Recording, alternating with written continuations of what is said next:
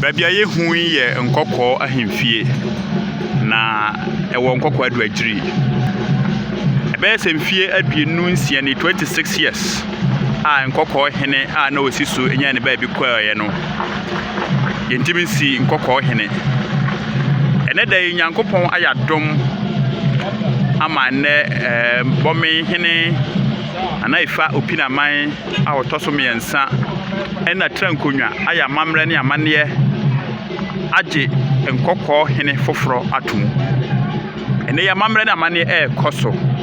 PreViewGh sabre yenso ye waha. Ye koso nyina no ye ma adofo aso ensi. Ti sabre de nia ebe koso de ebe nyina ye amamre ne amane ampanifo eye na omode age ohen foforo a Nkawkaw anya no atum.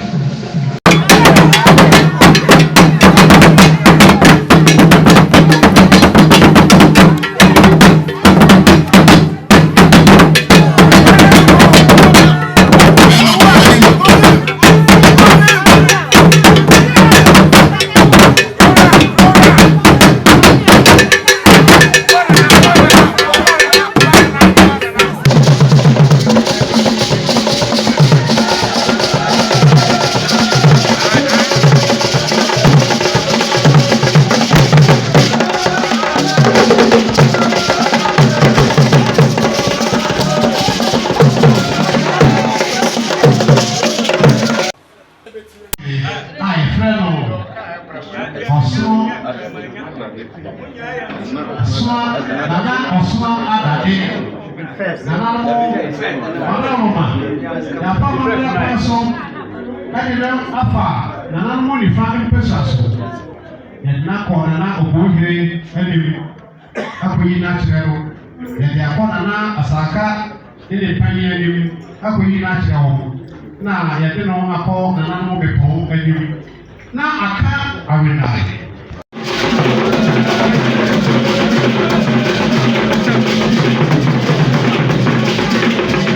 Insuoni biyato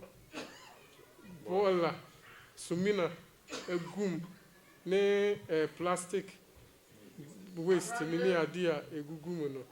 ni nyina insuani intino we de lesre se nkrabe kwama Nkawkaw man ni nyina ni ahwe na ye di ehuni ni ehu kwan a ye befa so de ye waste ye sumina ne sa ne ma na ebesi akura na ya to egu ntino bayi no de di kan me de me obi a obroni ka say oye team player